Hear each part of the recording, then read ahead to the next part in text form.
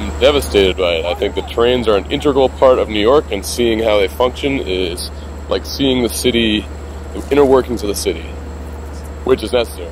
You've just heard that the Hudson rail yards are going to be covered over. What do you think of that?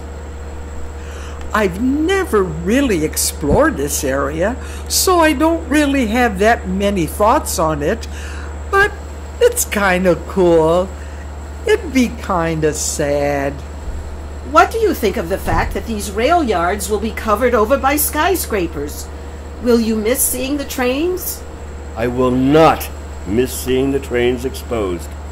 I will not lose any sleep over it. Well, I'll lose sleep over it. I'll lose sleep over the fact that the last open working rail yard in Manhattan will soon be decked over with luxury condos, office buildings, and shopping malls. I've loved trains ever since I was a child, when I read the popular children's story, The Little Engine That Could.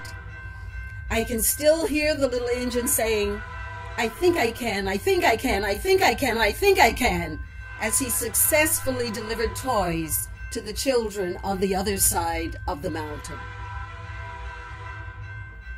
When I heard that the final spur of the city's newest park, the High Line, had opened and offered spectacular views of the trains, I rushed to the west side of Manhattan to see them, the commuter trains of the Long Island Railroad, and the yards where they are staged, cleaned, and maintained.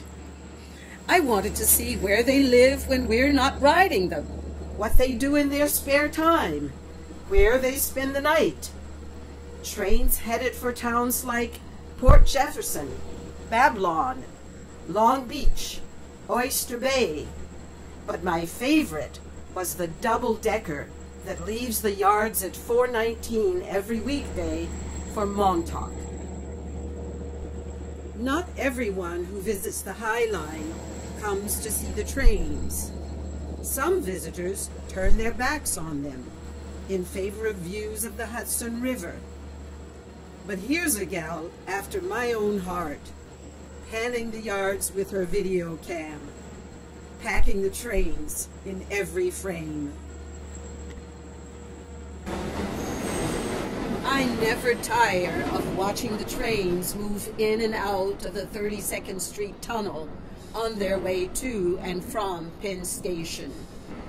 I can spend hours riveted by their cautious choreography as they ease their way into the tunnel, 1, 2, 3 at a time, when the tracks narrow from 30 to 4.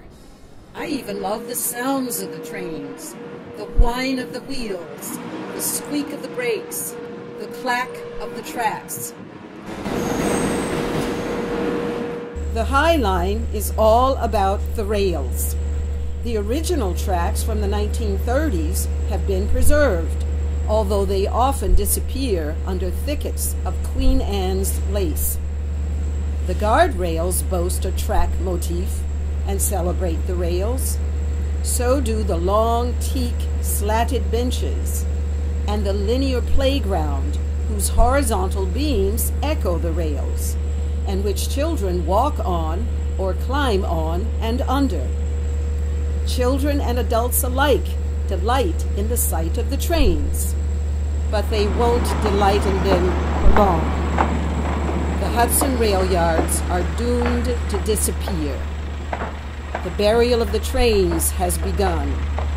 Massive slabs of concrete have already appeared near Tower Number 10, the future headquarters of Coach and L'Oreal. Handbags and hair color lording it over the trains. This is how the deck will work. Caissons are drilled into bedrock between the tracks, and they'll provide a platform for the deck to sit on. Cat beams are installed to create a track upon which the spans of the deck will be moved into place. The cap beams also create a load-bearing surface for the precast concrete deck. All of this an example of post-tension, precast, segmental bridge technology. Pretty impressive, I'll admit. But couldn't they just leave one small piece of the deck exposed so we could still see the trains? Isn't there some way to save them? What about covering the rail yards with something like this glass aquarium floor, similar to one I once saw in a Russian supper club on Coney Island's Brighton Beach? As you walked along the floor, you saw the fish swimming beneath your feet. Couldn't we do something like that with the trains? I bet the Russians could. I'm slowly resigning myself to the disappearance of the trains. Like the city's fish, flower, and meat markets, they'll eventually be banished from easy public view. The deck, like volcanic ash encroaching upon a town, gets taller and wider by the day, spreading a concrete coffin over the trains. I can barely see my 419 to Montauk anymore, but it won't completely disappear just yet. The final nail in the coffin won't be hammered in until 2020.